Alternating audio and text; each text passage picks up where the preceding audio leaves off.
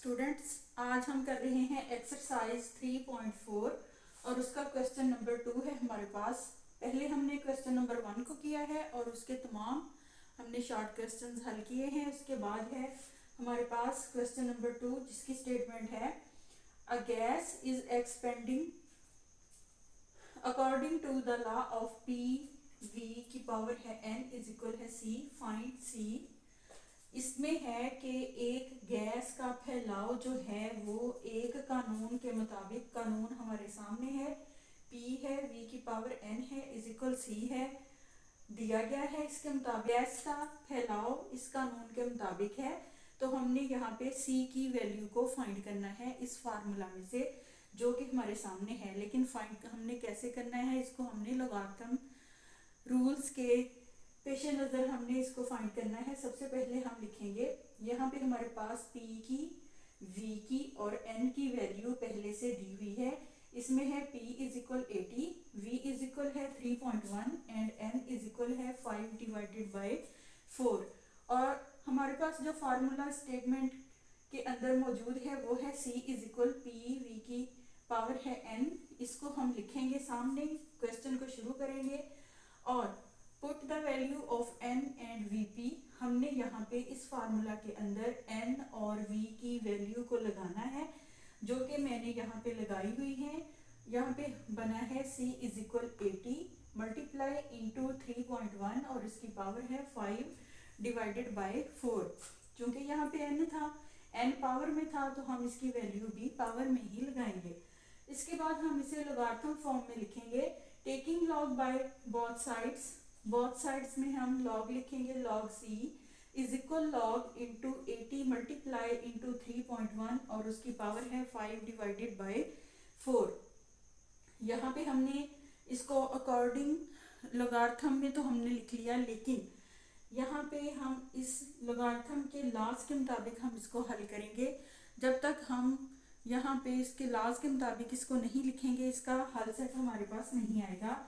According to the first law of logarithm, जैसा कि हम फर्स्ट लॉ को पढ़ चुके हैं, उसमें क्या था कि उसमें ये था, थोड़ा सा फिर बता देती हूँ इसकी डिटेल, कि जहाँ पे मल्टीप्लाई की कंडीशन हो उसको हम लोगारिथम फॉर्म में जब लिखते हैं तो प्लस में चेंज करते हैं।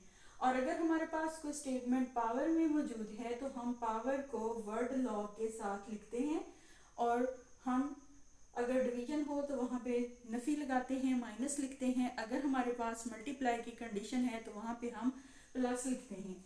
यहाँ पे जो स्टेटमेंट हमारे पास है उसको हम यूँ लिखेंगे, log c is equal log 80 plus, अब यहाँ पे हम लिखने जा रहे हैं लॉग 3.1, लेकिन इसके ऊपर पावर है, उस पावर को हम लॉग वर्ड के साथ लिखेंगे शुरू में, 5 divided by 4 log 3.1। Next step में हमने क्या करना है, नेक्स्ट स्टेप में हमने कैरेक्टरिस्टिक को फाइंड करना है, और हमने जो मेंटीसा हमारे पास है वो आंसर में आएगा लोगारिथम फाइंड करने से। तो लॉग 80 है हमारे पास, इसमें हम कैरेक्टरिस्टिक देखें तो अशारिये का जो असल जगह है वो 8 के बाद है, और कितनी डिजिट को स्किप करके हम 8 तक पहुंचते हैं, वहां पे है 1 डिजिट, और वही हमारा कैरेक्टरिस्टिक है। यहाँ पे होगा 1, पॉइंट लगाएंगे और 80 को हम लोगारिथम टेबल में फाइंड करेंगे, और उसकी वैल्यू है हमारे पास 9031 प्लस लगाएंगे।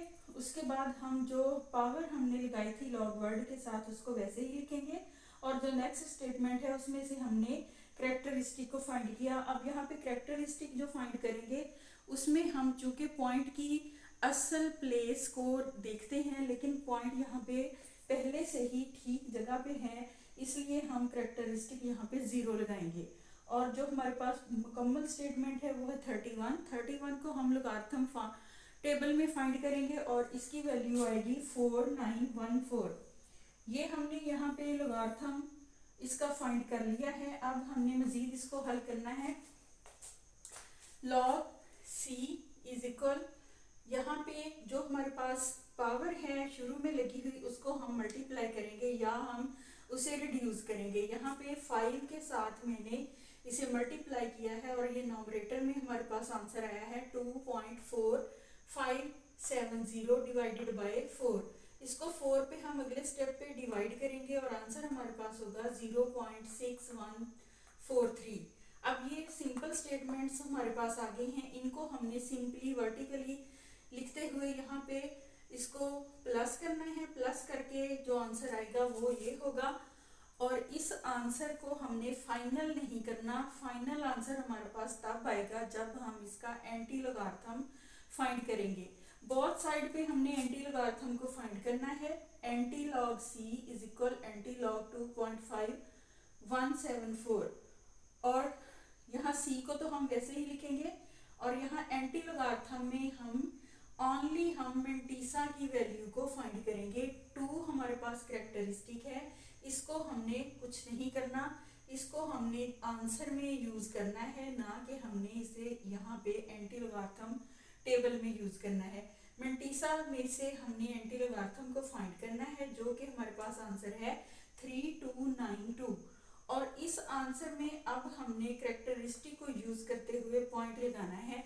हमें पता है कि 1 डिजिट के बाद यहाँ पे पॉइंट की असल जगह होती है और हम कैरेक्टरिस्टिक को देखते हैं तो हमारे पास था 2 और 2 डिजिट हम स्किप करेंगे राइट साइड को, क्योंकि कैरेक्टरिस्टिक हमारे पास है प्लस में।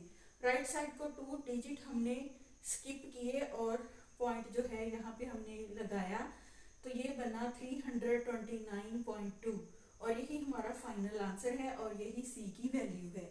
ये था हमारे पास क्वेश्चन नंबर 2 जो कि कम्प्लीटली हल हो गया है। इसके बाद हम करते हैं क्वेश्चन 3।